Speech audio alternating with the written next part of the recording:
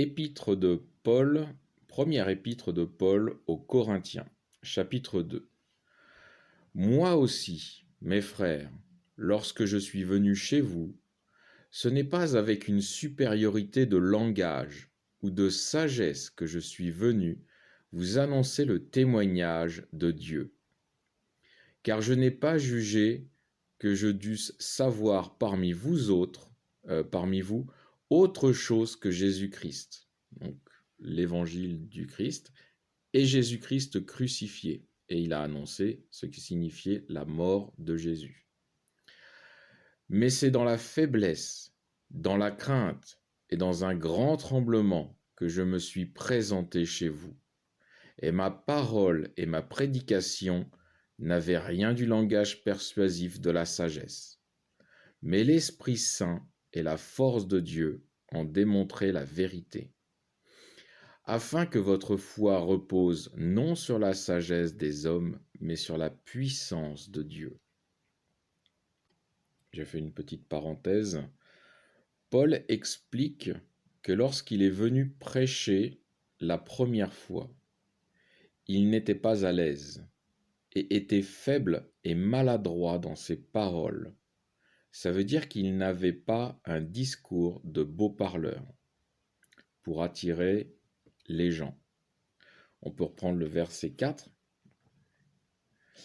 Mais c'est dans la faiblesse, dans la crainte et dans un grand tremblement que je me suis présenté chez vous.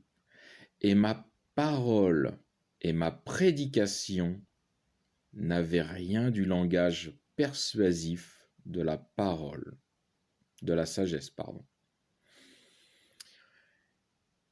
Et il fait prendre conscience que c'est pour que soit manifestée la puissance de Dieu par l'Esprit Saint qui a donné l'attention, l'écoute et la foi. C'est ce que dit le dernier verset, le verset 5. Afin que votre foi repose non sur la sagesse des hommes, mais sur la puissance de Dieu. Donc je poursuis verset 6. Pourtant, il est une sagesse que nous prêchons parmi les parfaits. Alors parfait, je vais vous lire la note en bas de page. Ça sera, j'ai pas trouvé mieux, je pourrais pas mieux l'expliquer. Donc les parfaits, ailleurs c'est marqué les spirituels dans d'autres versions.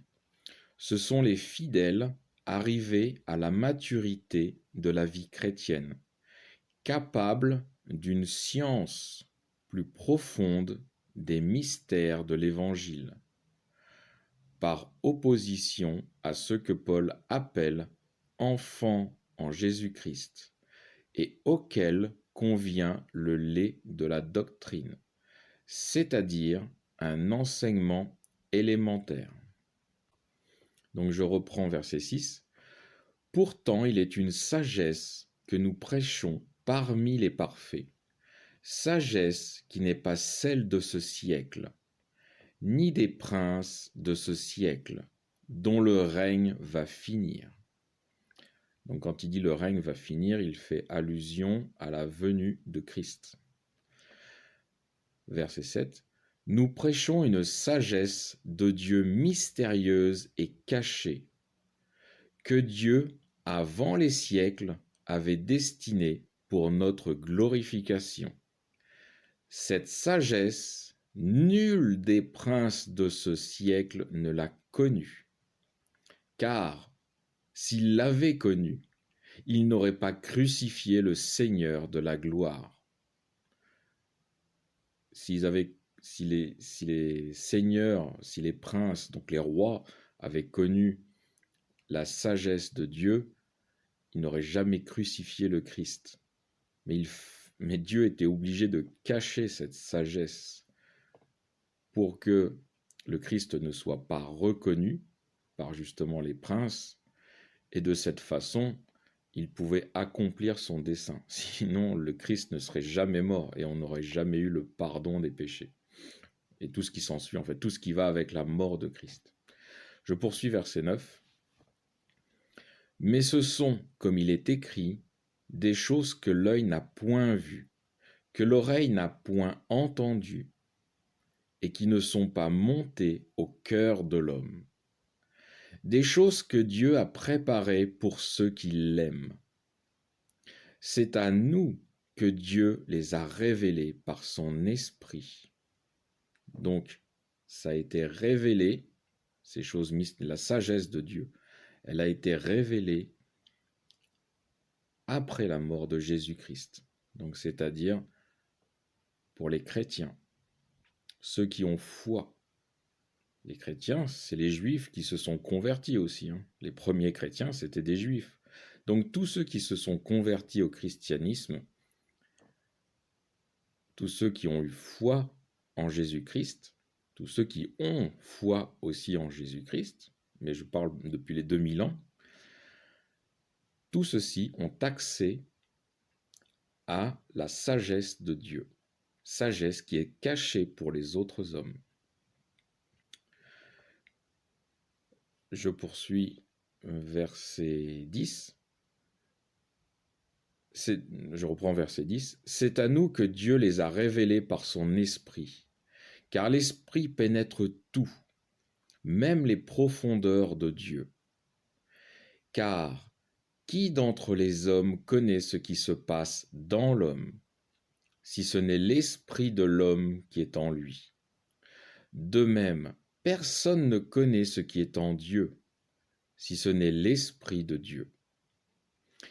Pour nous, nous avons reçu non l'esprit du monde, mais l'esprit qui vient de Dieu, afin que nous connaissions les choses que Dieu nous a données par sa grâce. Et nous en parlons, non avec des paroles qu'enseigne la sagesse humaine, mais avec celles qu'enseigne l'esprit, en exprimant les choses spirituelles par un langage spirituel. Mais l'homme naturel, pardon. Alors, l'homme naturel, c'est l'homme charnel. Il y a d'autres versions de la Bible qui sont un peu plus crues. J'ai vu l'homme animal, donc l'homme avec un comportement animal. Voilà, mais ça représente l'homme charnel. Bon là, ils sont gentils, ils disent l'homme naturel. Ne reçoit pas les choses de l'Esprit de Dieu, car elles sont une folie pour lui, et il ne peut les connaître, parce que c'est par l'Esprit qu'on en juge. L'homme spirituel, au contraire, juge de tout, et il n'est lui-même jugé par personne, car qui a connu la pensée du Seigneur pour pouvoir l'instruire? Mais nous avons la pensée du Christ. Paul explique que l'homme charnel, l'homme matériel, est dans l'impossibilité de connaître ou de comprendre ce qui est spirituel. Car l'homme charnel s'attache à ce qui est matériel et croit ce qui se voit et en ce qui se voit. L'homme spirituel s'attache à ce qui ne se voit pas et croit en ce qui est invisible. Deux hommes complètement opposés. Fin du chapitre 2.